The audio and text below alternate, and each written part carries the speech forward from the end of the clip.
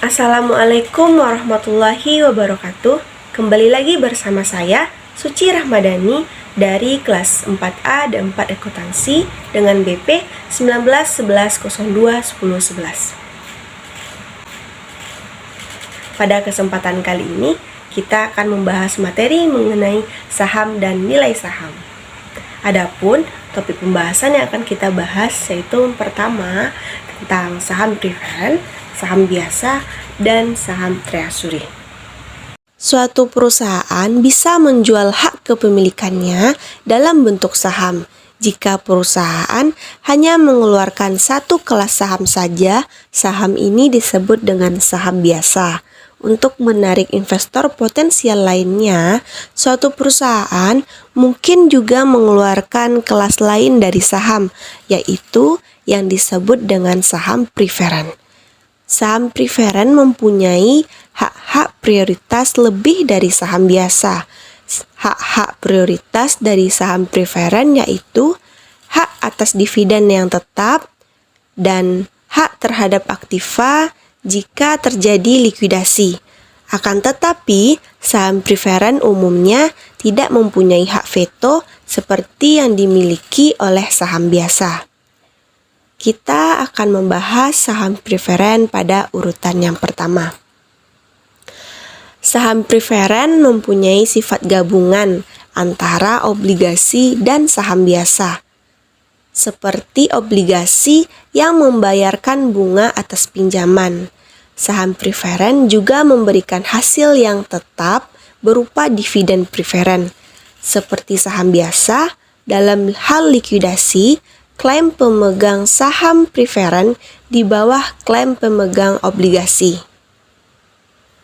Dibandingkan dengan saham biasa, saham preferen mempunyai beberapa hak, yaitu hak atas dividen tetap dan hak pembayaran terlebih dahulu jika terjadi likuidasi. Oleh karena itu, saham preferen dianggap mempunyai karakteristik di tengah-tengah antara obligasi dan saham biasa. Ada beberapa karakteristik dari saham preferen ini. Yang pertama, preferen terhadap dividen. Pada bagian ini terbagi dua, yaitu pemegang saham preferen mempunyai hak untuk menerima dividen terlebih dahulu dibanding dengan pemegang saham biasa. Misalnya, dividen untuk per lembar saham preferen adalah 5.000, maka pemegang saham biasa tidak akan menerima dividennya sebelum pemegang saham preferen menerima dividen sebesar 5.000 ini. Dividen di saham preferen biasanya dinyatakan dalam nilai persentase dari nilai nominalnya. Misalnya, dividen untuk saham preferen disebutkan sebesar 7% dari nilai nominal 20.000. Maka, dividen tetap yang dibagikan per lembarnya untuk saham preferen ini adalah 1.400. Yang bagian B-nya, saham preferen juga umumnya memberikan hak dividen kumulatif, yaitu memberikan hak kepada pemegangnya untuk menerima dividen tahun-tahun sebelumnya yang belum dibayarkan sebelum pemegang saham biasa menerima dividennya. Jika saham preferen disebutkan memberikan hak dividen kumulatif, maka dividen-dividen tahun sebelumnya yang belum dibayarkan disebut dengan dividen in arrears. Misalnya, dividen preferen sebesar 7% dari nilai nominal 20.000 sudah 4 tahun di arrears. Maka pemegang saham preferen mempunyai hak untuk menerima sebesar 5.600 sebagai dividen in arrears selama 4 tahun. Dan 1.400 untuk dividen tahun sekarang dengan total dividen sebesar 7.000. Pemegang saham biasa tidak akan menerima dividennya sebelum pemegang saham preferen menerima dividen sebesar 7.000 ini. Nilai dari dividen in arrears ini harus diungkapkan di catatan dalam laporan keuangan, sehingga investor dan calon investor saham biasa dapat mengetahui dan dapat menilai pengaruh dari kewajiban ini terhadap harga dari saham biasa. Jika saham preferen tidak mempunyai bentuk dividen kumulatif, maka suatu dividen yang tidak dibayar di periode lalu akan hilang selamanya. Hal ini mungkin saja terjadi jika perusahaan mengalami kerugian atau tidak mempunyai cukup kas untuk membayarnya. Akan tetapi, perusahaan akan berpikir dua kali untuk tidak memenuhi kewajibannya membayar dividen preferen. Sekali perusahaan tidak memenuhi kewajiban ini, maka pasar akan memasukkannya ke dalam daftar hitam. Yang kedua, preferen pada waktu likuidasi. Saham preferen mempunyai hak terlebih dahulu atas aktiva perusahaan dibanding dengan hak yang dimiliki oleh saham biasa pada saat terjadi likuidasi. Besarnya hak atas aktiva pada saat likuidasi adalah sebesar nilai nominal saham preferennya, termasuk semua dividen yang belum dibayar jika bersifat kumulatif. Karena karakteristik ini, investor umumnya menganggap saham preferen lebih kecil resikonya dibanding dengan saham biasa. Akan tetapi, jika dibanding dengan obligasi, saham preferen dianggap lebih berisiko karena klaim dari pemegang saham preferen di bawah klaim dari pemegang obligasi. Selanjutnya kita masuk kepada macam-macam saham preferen. Untuk menarik minat investor terhadap saham preferen dan untuk memberikan beberapa alternatif yang menguntungkan baik bagi investor atau bagi perusahaan yang mengeluarkan saham preferen, beberapa saham preferen telah dibentuk. Yang pertama yaitu convertible preferred stock atau saham preferen yang dapat dikonversikan ke saham biasa. Untuk menarik minat investor yang menyukai saham biasa, beberapa saham preferen menambah bentuk di dalamnya yang memungkinkan pemegang sahamnya untuk menukar saham ini dengan saham biasa dengan rasio penukaran yang sudah ditentukan. Saham preferen semacam ini disebut dengan convertible preferred stock. Misalnya, suatu perusahaan mengeluarkan sebanyak 10.000 lembar saham preferen dengan nilai nominalnya sebesar 10.000. Selembar saham preferen ini dapat dikonversikan menjadi 5 lembar saham biasa yang nilai nominalnya sebesar 1.000. Jika nilai pasar sekarang dari saham preferen dan saham biasa adalah sebesar 11.000 dan 1.500 berturut-turut, maka pemegang saham preferen tidak akan mengkonversikannya karena nilai pasar saham preferen per lembar sebesar 11.000 ditukarkan dengan 5 lembar saham biasa yang mempunyai total nilai pasar lebih kecil, yaitu sebesar 7.500. Jika harga pasar saham biasa tersebut misalnya 2.500, maka pemegang saham preferen akan menukarkannya karena akan mendapatkan nilai pasar saham lebih besar, yaitu sebesar 12.500, yang lebih besar dari nilai pasar sebuah saham preferen, yaitu sebesar 11.000. Pertukaran ini dari saham preferen ke saham biasa tidak menimbulkan keuntungan atau gain atau kerugian atau loss di perusahaan emiten. Di perusahaan emiten, nilai saham yang dicatat untuk saham-saham ini adalah sebesar nilai nominalnya dan selisih yang diterima yang berbeda dengan nilai nominalnya dicatat sebagai rekening agio saham. Yang kedua yaitu callable preferred stock. Bentuk lain dari saham preferen adalah memberikan hak kepada perusahaan yang mengeluarkan untuk membeli kembali saham ini dari pemegang saham pada tanggal tertentu di masa mendatang dengan nilai tertentu. Harga tebusan ini biasanya lebih tinggi dari nilai nominal sahamnya. Yang ketiga, floating atau adjustable rate preferred stock atau ERP. Saham preferen ini merupakan saham inovasi baru di Amerika Serikat yang dikenal pada tahun 1982. Saham preferen ini tidak membayar dividen secara tetap, tetapi tingkat dividen yang dibayar tergantung dari tingkat return dari sekuritas treasury bill. Saham preferen tipe baru ini cukup populer sebagai investasi jangka pendek untuk investor yang mempunyai kelebihan kas. Selanjutnya, saham biasa. Jika perusahaan hanya mengeluarkan satu kelas saham saja, saham ini biasanya dalam bentuk saham biasa atau common stock. Pemegang saham adalah pemilik dari perusahaan yang mewakilkan kepada manajemen untuk menjalankan operasi perusahaan. Sebagai pemilik perusahaan, pemegang saham biasa mempunyai beberapa hak. Yang pertama, hak kontrol. Pemegang saham biasa mempunyai hak untuk memilih dewan direksi.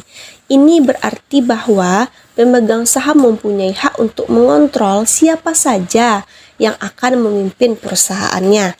Pemegang saham dapat melakukan hak kontrolnya dalam bentuk memveto dalam pemilihan direksi di rapat tahunan pemegang saham atau memveto pada tindakan-tindakan yang membutuhkan persetujuan pemegang saham.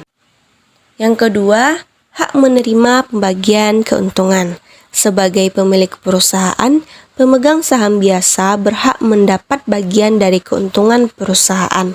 Tidak semua laba dibagikan. Sebagian laba akan ditanamkan kembali ke dalam perusahaan. Laba yang ditahan ini merupakan sumber dana intern bagi perusahaan. Laba yang tidak ditahan dibagikan dalam bentuk dividen. Tidak semua perusahaan membayar dividen. Keputusan perusahaan membayar dividen atau tidak dicerminkan dalam kebijaksanaan dividennya. Jika perusahaan memutuskan untuk membagi keuntungan dalam bentuk dividen, semua pemegang saham biasa mendapatkan hak yang sama. Pembagian dividen untuk saham biasa dapat dilakukan jika perusahaan sudah membayarkan dividen untuk saham preferen. Yang ketiga, hak preemptif. Hak preemptif merupakan hak untuk mendapatkan persentasi pemilikan yang sama jika perusahaan mengeluarkan tambahan lembar saham.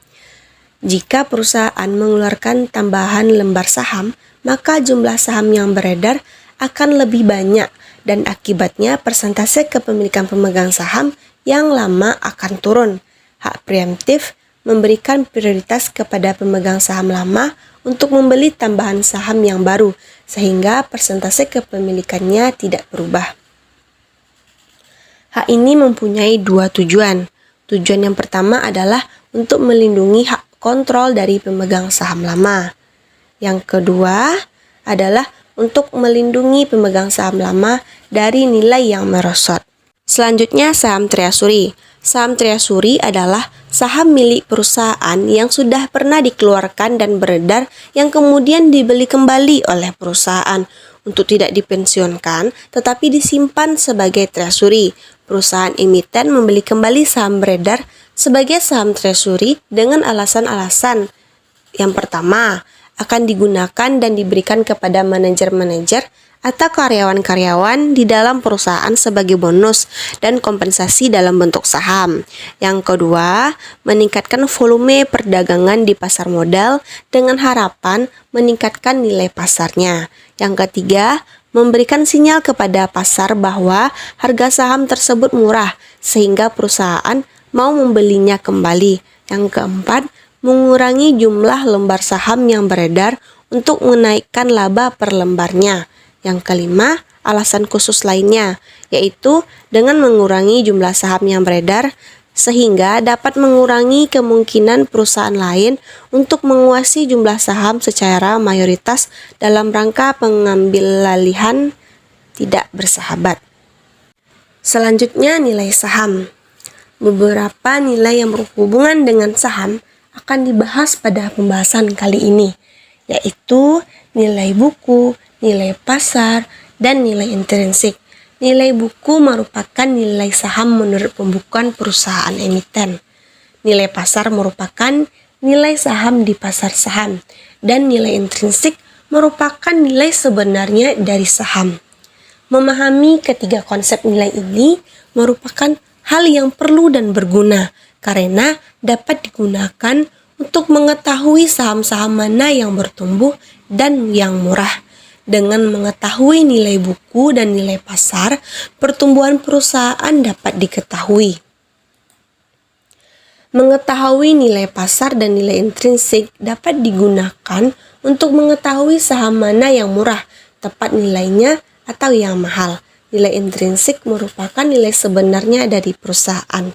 Nilai pasar yang lebih kecil dari nilai intrinsiknya menunjukkan bahwa saham tersebut dijual dengan harga yang murah atau undervalued, karena investor membayar saham tersebut lebih kecil dari yang seharusnya dibayar. Sebaliknya, nilai pasar yang lebih besar dari nilai intrinsiknya menunjukkan bahwa saham tersebut dijual dengan harga yang mahal atau overvalued. Nilai buku dan nilai-nilai lain yang berhubungan. Yang pertama yaitu nilai nominal. Nilai nominal atau par value dari suatu saham merupakan nilai kewajiban yang ditetapkan untuk tiap-tiap lembar saham. Kepentingan dari nilai nominal adalah untuk kaitannya dengan hukum. Nilai nominal ini merupakan modal per lembar yang secara hukum harus ditahan di perusahaan untuk proteksi kepada kreditor yang tidak dapat diambil oleh pemegang saham. Kadangkala, suatu saham tidak mempunyai nilai nominal. Untuk saham yang tidak mempunyai nilai nominal, Dewan Direksi umumnya menetapkan nilai sendiri per lembarnya. Jika tidak ada nilai yang ditetapkan, maka yang dianggap sebagai modal secara hukum adalah semua penerimaan bersih yang diterima oleh emiten pada waktu mengeluarkan saham yang bersangkutan. Selanjutnya, agio saham. Agio saham merupakan selisih yang dibayar oleh pemegang saham kepada perusahaan dengan nilai nominal sahamnya. Misalnya, nilai nominal saham biasa per lembar adalah 5.000 dan saham ini dijual sebesar 8.000 per lembar. Maka agio saham per lembar adalah 3.000. Agio saham ditampilkan di neraca dalam nilai totalnya, yaitu agio per lembar dikalikan dengan jumlah lembar yang dijual. Selanjutnya, nilai modal disetor. Nilai modal disetor merupakan total yang dibayar oleh pemegang saham kepada perusahaan emiten untuk ditukarkan dengan saham preferen atau dengan saham biasa. Nilai modal disetor merupakan penjumlahan total nilai nominal ditambah dengan agio saham. Jika perusahaan mengeluarkan dua kelas saham, yaitu saham preferen dan saham biasa, saham preferen disajikan terlebih dahulu, diikuti oleh saham biasa di neraca untuk menunjukkan urutan haknya. Selanjutnya, laba ditahan. Laba ditahan merupakan laba yang tidak dibagikan kepada pemegang saham. Laba yang tidak dibagikan ini diinvestasikan kembali ke perusahaan sebagai sumber dana internal. Laba ditahan dalam penyajiannya di neraca menambahkan total laba yang disetor. Karena laba ditahan ini milik pemegang saham yang berupa keuntungan tidak dibagikan, maka nilai ini juga akan menambah ekuitas pemilik saham di neraca. Selanjutnya, nilai buku. Nilai buku per lembar saham menunjukkan aktiva bersih yang dimiliki oleh pemegang saham dengan memiliki satu lembar saham, karena aktiva bersih adalah sama dengan total ekuitas pemegang saham. Maka nilai buku per lembar saham adalah total ekuitas dibagi dengan jumlah saham yang beredar. Jika perusahaan mempunyai dua macam kelas saham, yaitu saham preferen dan saham biasa, maka perhitungan nilai buku per lembar untuk masing-masing kelas saham ini lebih rumit dibanding dengan hanya mempunyai saham biasa saja. Perhitungan nilai buku per lembar saham untuk dua macam kelas saham, yaitu yang pertama, hitungan nilai ekuitas saham preferen. Nilai ekuitas dihitung dengan mengalikan nilai tebus ditambah dengan dividen yang di arrears dengan lembar saham preferen yang beredar. Jika nilai tebus tidak digunakan, maka nilai nominal yang digunakan. Di dalam perhitungan ini, agio saham untuk saham preferen tidak dimasukkan, karena pemegang saham preferen tidak mempunyai hak untuk agio ini, walaupun berasal dari saham preferen, sehingga nilai agio ini dimasukkan sebagai tambahan nilai ekuitas saham biasa. Yang kedua, hitung nilai ekuitas saham biasa. Nilai ekuitas saham biasa dihitung dengan mengurangi nilai total ekuitas dengan nilai ekuitas saham preferen. Yang ketiga, nilai buku saham biasa dihitung dengan membagi nilai ekuitas saham biasa dengan jumlah lembar saham biasa yang beredar. Selanjutnya, nilai pasar. Nilai pasar atau market value berbeda dengan nilai buku. Jika nilai buku merupakan nilai yang dicatat pada saat saham dijual oleh perusahaan, maka nilai pasar adalah harga saham yang terjadi di pasar bursa pada saat tertentu yang ditentukan oleh pelaku pasar. Nilai pasar ini ditentukan oleh permintaan dan penawaran saham bersangkutan di pasar bursa. Selanjutnya, nilai intrinsik. Beberapa pertanyaan mendasar sering dilemparkan, seperti misalnya, apakah harga saham di pasar mencerminkan nilai sebenarnya dari perusahaan? Jika tidak, berapa nilai sebenarnya dari saham yang diperdagangkan tersebut? Nilai seharusnya ini disebut dengan nilai fundamental atau nilai intrinsik. Dua macam analisis yang banyak digunakan untuk menentukan nilai sebenarnya dari saham, yaitu analisis sekuritas fundamental atau analisis perusahaan dan analisis teknis atau technical analysis. Analisis fundamental menggunakan data fundamental, yaitu data yang berasal dari keuangan perusahaan, misalnya laba, dividen yang dibayar, penjualan, dan lain sebagainya. Sedangkan analisis teknis menggunakan data pasar dari saham, misalnya harga dan volume transaksi saham, untuk menentukan nilai dari saham. Analisis teknis banyak digunakan oleh praktisi dalam menentukan harga saham, sedangkan analisis fundamental banyak digunakan oleh akademisi.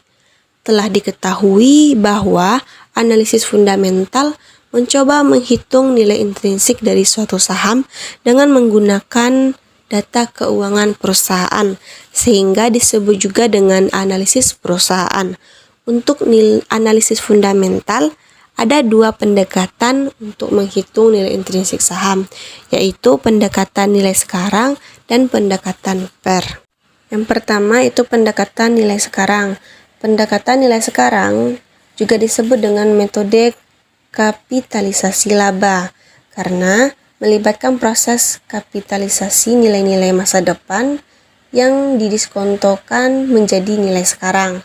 Jika investor percaya bahwa nilai dari perusahaan tergantung dari prospek perusahaan tersebut di masa mendatang, dan prospek ini merupakan kemampuan perusahaan untuk menghasilkan aliran kas di masa depan, maka nilai perusahaan tersebut dapat ditentukan dengan mendiskontokan nilai-nilai arus kas atau cash flow di masa depan menjadi nilai sekarang dengan formula P0 bintang sama dengan D1 per 1 ditambah K, di mana D itu merupakan dividen, K itu merupakan diskon rate-nya. Lalu ditambah D1 per 1 ditambah K pangkat 2 untuk tahun keduanya dan sampai tahun berikutnya. Selanjutnya, pembayaran dividen tidak teratur. Kenyataannya, beberapa perusahaan membayar dividen dengan tidak teratur, yaitu dividen tiap-tiap periode tidak mempunyai pola yang jelas, bahkan untuk periode-periode tertentu tidak membayar dividen sama sekali, misalnya dalam periode masa rugi atau dalam periode kesulitan likuiditas. Untuk kasus pembayaran dividen yang tidak teratur, dapat digunakan rumus yang sebelumnya, dapat digunakan untuk menghitung nilai intrinsik saham biasa. Kita masuk ke contoh soal. Perusahaan membayar dividen selama 5 periode. Di slide dapat kita lihat pada tahun periode pertamanya itu 1000, tahun kedua 1500, tahun ketiga 0, tahun keempat 750 dan tahun kelima 2100. Nah, diasumsikan tingkat diskonto adalah konstan 20% setiap periodenya. Maka nilai intrinsik saham ini per lembarnya adalah, kita masukkan angka yang diketahui di soal ke dalam rumus yang sebelumnya, yaitu 1000 untuk periode 1 dibagi 1 ditambah 0,2, lalu ditambah 1500 dibagi 1 ditambah 0,2 pangkat 2, lalu ditambah 0 untuk periode ketiga. Untuk periode keempat ditambah 750 dibagi 1 ditambah 0,2 pangkat 4, lalu ditambah 2100 dibagi 1 ditambah 0,2 pangkat 5. Lalu dapatlah hasilnya sebesar Rp3.080,63. Dividen konstan tidak bertumbuh. Umumnya perusahaan enggan memotong dividen karena pengurangan dividen akan dianggap sebagai sinyal jelek oleh investor. Perusahaan yang memotong dividen akan dianggap mengalami kesulitan likuiditas sehingga perlu mendapatkan tambahan dana dengan memotong dividen. Perusahaan emiten tidak ingin mengeluarkan sinyal seperti ini, sehingga jika tidak sangat terpaksa sekali, biasanya perusahaan tidak akan memotong dividennya. Hal yang paling banyak ditemui adalah perusahaan membayar dividen yang konstan dari waktu ke waktu untuk menunjukkan bahwa likuiditas perusahaan dalam keadaan stabil. Jika perusahaan membayar dividen konstan yang nilainya sama dari waktu ke waktu, yaitu sebesar D, maka nilai intrinsik saham dapat dirumuskan menjadi D dibagi K. Di sini D artinya dividen dan K artinya adalah diskonto. Contohnya kita lihat di slide. Kebijakan dividen suatu perusahaan adalah membayar dividen konstan sebesar 1.000 setiap tahunnya. Jika suku bunga diskonto per tahun adalah 20%, maka nilai intrinsik saham per lembarnya adalah 1.000 dibagi 0,2, yaitu hasilnya adalah 5.000. Selanjutnya pertumbuhan dividen yang konstan. Formula yang digunakan yaitu D1 dibagi K dikurang G, di mana K ini merupakan diskonto dan G ini merupakan pertumbuhan. D1 sama dengan D0 dikali 1 ditambah G atau pertumbuhan. Mari kita lihat ke contoh soal. Tahun ini perusahaan emiten membayar dividen sebesar 1.000. Seorang investor menginginkan return atau tingkat pengembalian sebesar 20% per tahunnya dan mengharapkan dividen dibayar dengan pertumbuhan sebesar 5% per tahunnya. Nah, nilai intrinsik saham yang diperkirakan dapat dihitung sebesar 1.000 dikurang 1 ditambah 0,05 dibagi 0,2 dikurang 0,05, dapatlah hasil yaitu sebesar 7.000. Jika harga pasar saham ini per lembarnya adalah sebesar 5.000, maka harga pasar saham ini merupakan harga yang murah atau undervalued karena harga pasarnya lebih rendah dari harga seharusnya atau nilai intrinsik yang diperkirakan. Sebaliknya, jika harga pasar per lembar saham ini adalah sebesar 8.000, maka harga pasar ini merupakan harga yang mahal atau overvalued karena harga pasarnya lebih tinggi dari harga seharusnya yang diperkirakan. Selanjutnya yaitu pendekatan PER. Alternatif selain menggunakan arus kas atau arus dividen dalam menghitung nilai fundamental atau nilai intrinsik saham adalah dengan menggunakan nilai laba perusahaan atau earnings. Salah satu pendekatan yang populer yang menggunakan nilai earnings untuk mengestimasi nilai intrinsik adalah pendekatan PER atau Price Earning Ratio, atau disebut juga dengan pendekatan earnings multiplier. price earning ratio menunjukkan rasio dari harga saham terhadap earnings. Rasio ini menunjukkan berapa besar investor menilai harga dari saham terhadap kelipatan dari earnings.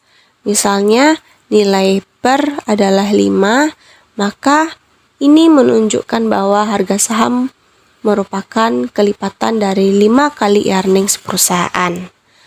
Misalnya, earnings yang digunakan adalah earnings tahunan dan semua earnings dibagikan dalam bentuk dividen.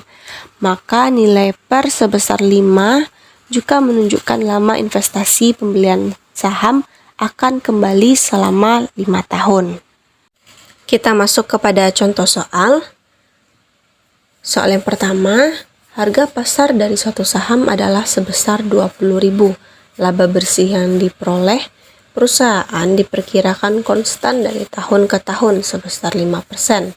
Per lembarnya per tahun.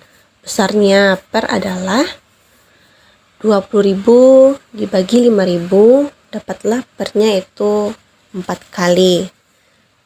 Selanjutnya soal kedua, laba bersih per lembar saham diestimasi untuk periode selanjutnya atau E1 adalah sebesar 2.500.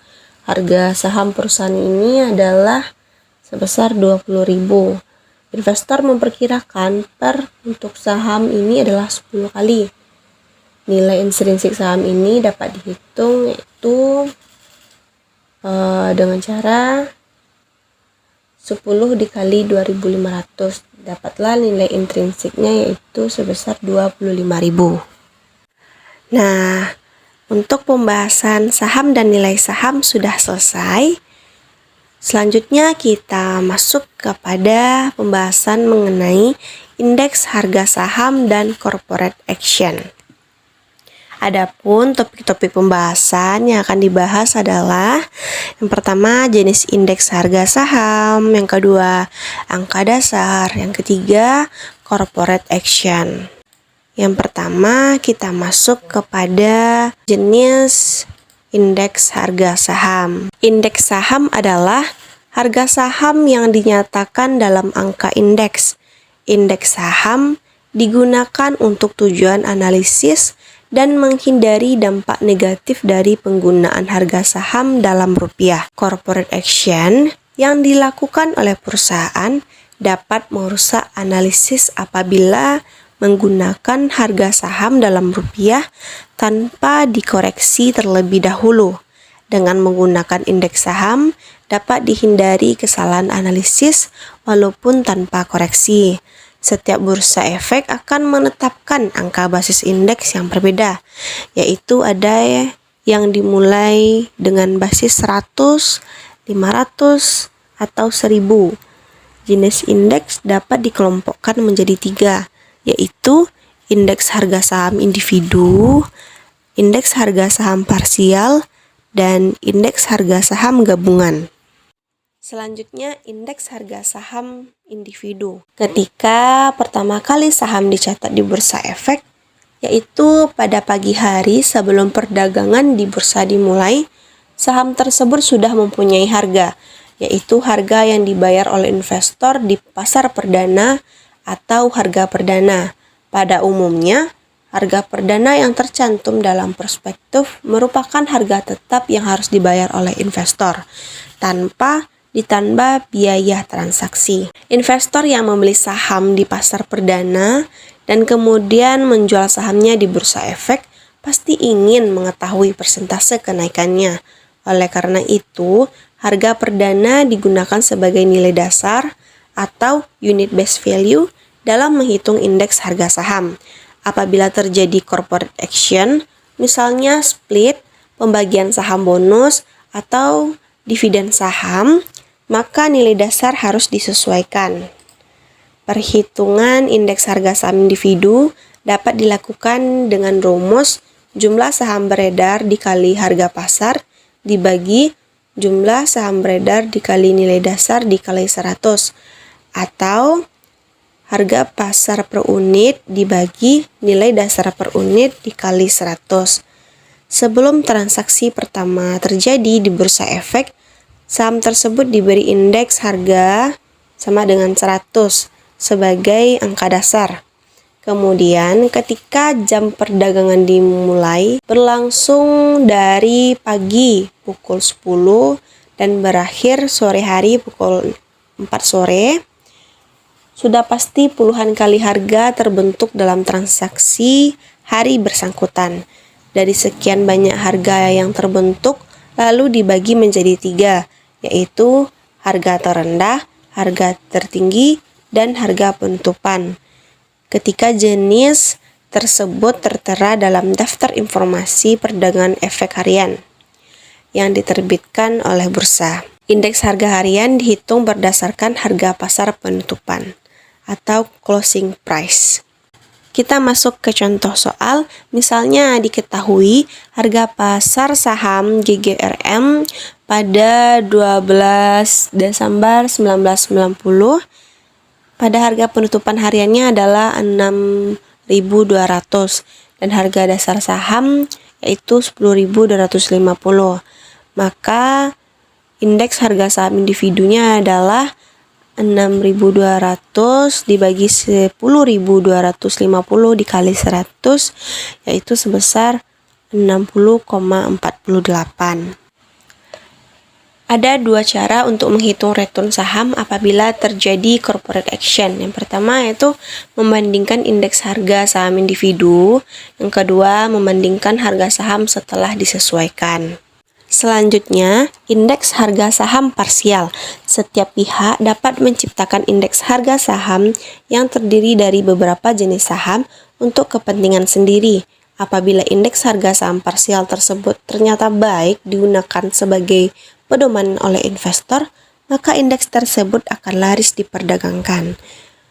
Nah, rumus yang digunakan untuk menghitung indeks harga saham parsial adalah indeks saham 100 sama dengan sigma kapitalisasi pasar 1 sampai 100 dibagi sigma nilai dasar 1 sampai 100 dikali 100.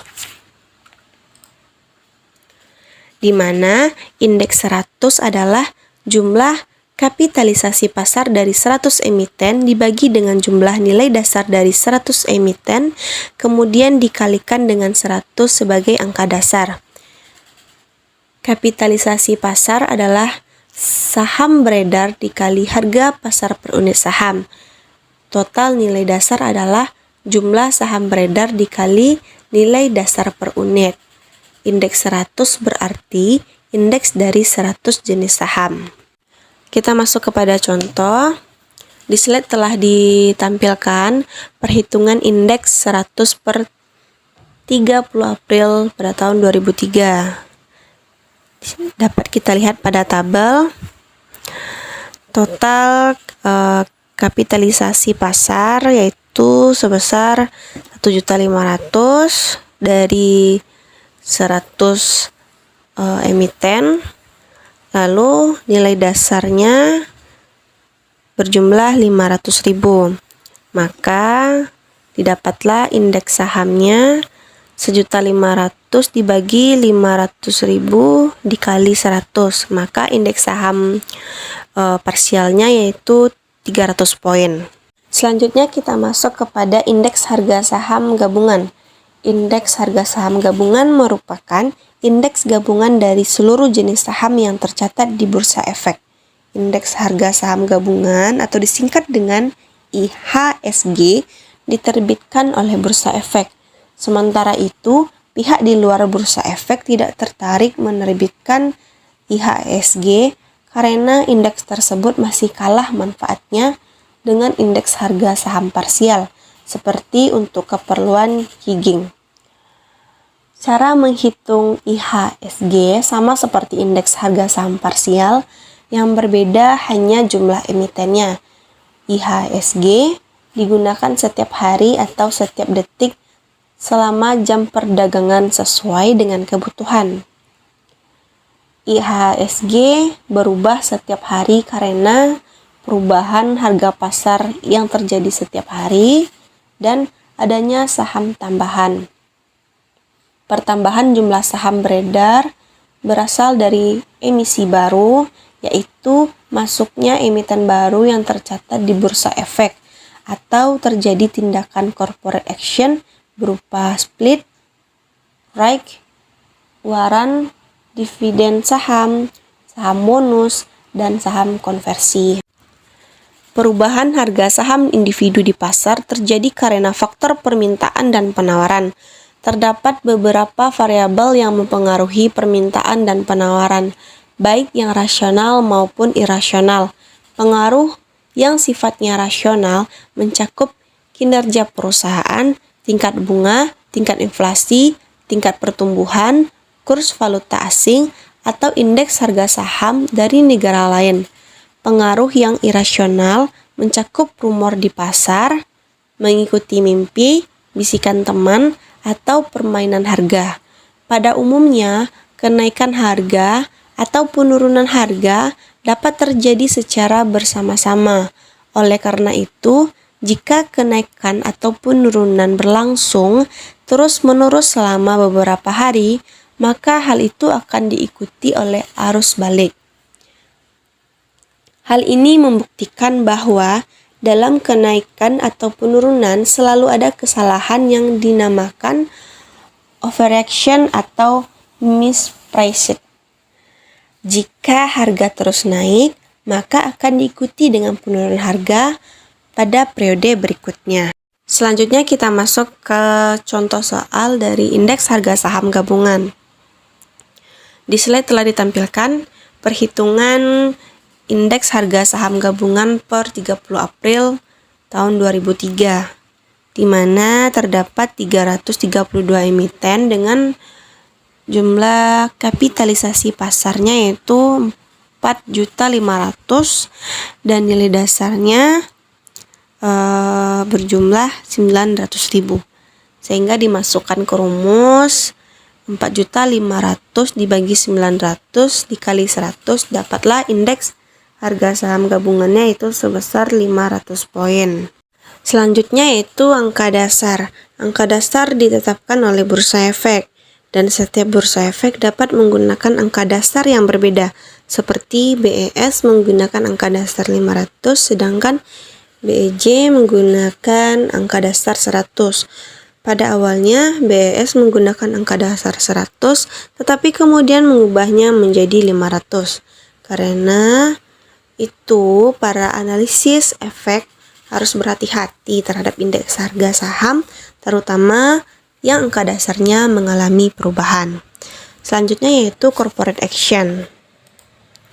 Corporate action adalah tindakan perusahaan untuk melakukan panggilan rapat umum pemegang saham atau RUPS, pengeluaran saham baru melalui right issue, pengeluaran saham baru melalui waran, pengeluaran saham melalui convertible bonds.